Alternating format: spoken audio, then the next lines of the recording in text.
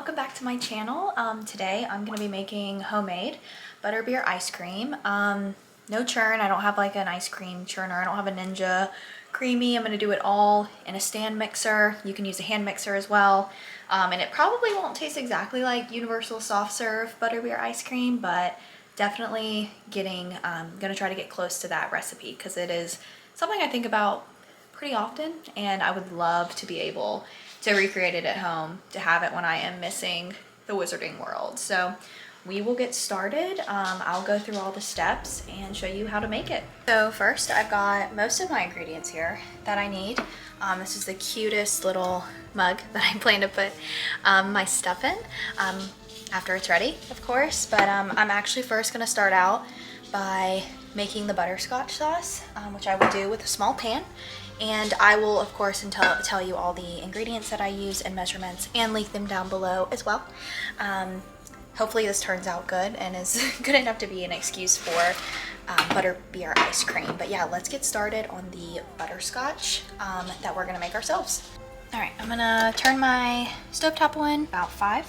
We're gonna do medium to low heat, so I guess maybe I'm gonna turn it on to about 4.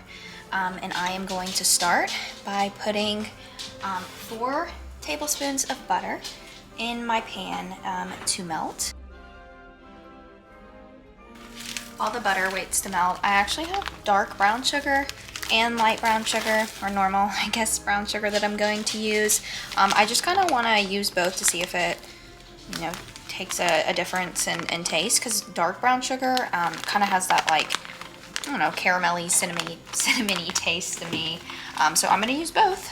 So you only need half a cup of brown sugar. So I'm actually going to do a 1/4 a cup of dark brown sugar and a 1/4 a cup of light brown sugar.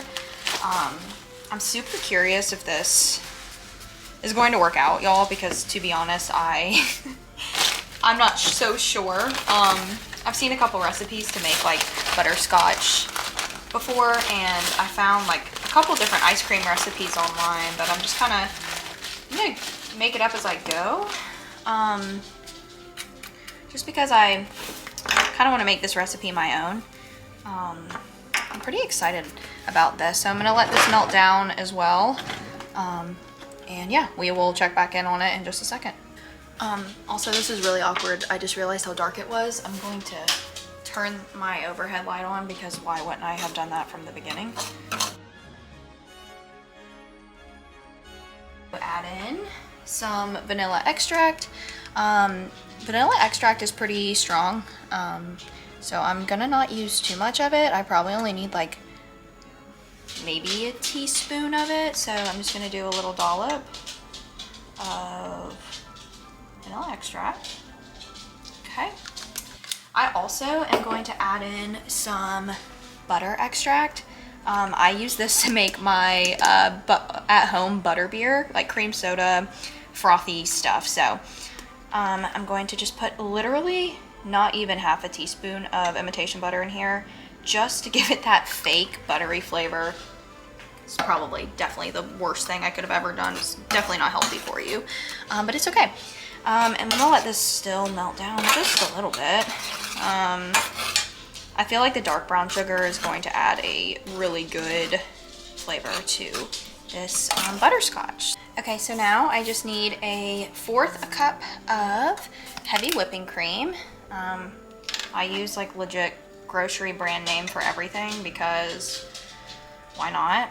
So I'm just gonna put that in there. Set that aside because we will use the heavy whipping cream to make most of the ice cream. You're gonna wanna let this just stir pretty frequently until it starts to look like a butterscotch sauce.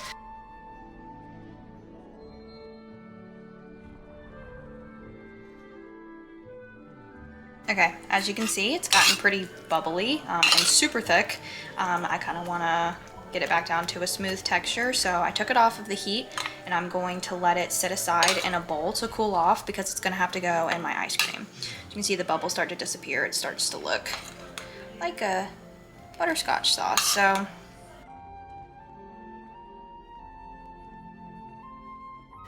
one thing I like to do while everything cools off and gets ready is I'm gonna start putting up all the ingredients I'm not using because I am one to make a kitchen very messy. Okay, so I'm gonna go ahead and get my standing mixer out. This butterscotch stuff is butterscotch. What is wrong with my brain? I've had like 3 cups of coffee too.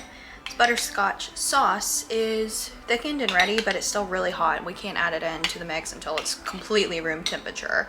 But I am gonna go ahead and start putting my ice cream stuff out, and then I might just put this in the fridge for a few minutes just to let it get cooler quicker. Okay, so I just got everything at room temperature, and now I'm adding 2 cups of heavy whipping cream to my mixture.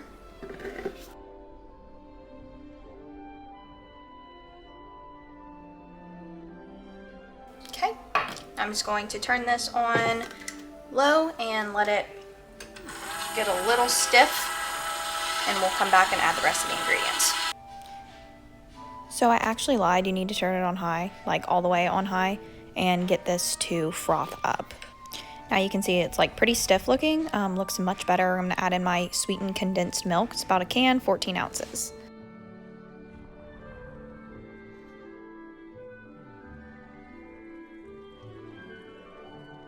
So now you want to take your butterscotch sauce and put most of it in here, but make sure you leave some to drizzle over and just stir that until combined. Everything is blended. We are ready to go ahead and pour it into our ice cream pan, which I'm going to get out now. So I have like a little medium loaf pan, and all I'm going to do is line that with some parchment paper because you don't want it to stick to the sides. So this is super important: wax paper, parchment paper, whatever you have. So yeah, just go ahead and line that. And then once it's lined, we're going to pour all that whipped cream, whatever, into the pan, and this should fit like a medium pan perfectly, this recipe. So yeah. Then I'm going to take that leftover butterscotch glaze, and I'm going to put it on top of the ice cream. It's in the ice cream already, but having that extra on top to have it freeze, oh my god, yum. Especially because I can't make this like a soft serve, of course. So putting as much butterscotch as I can on here. So I let this freeze overnight, and then as you can see, as I'm starting to scoop it, it really is a really nice ice cream texture. And I went ahead and put it in my little bowl, and let's try it out. So I have no idea what happened to my audio here, but I will say this Butterbeer ice cream is an absolute 10 out of 10.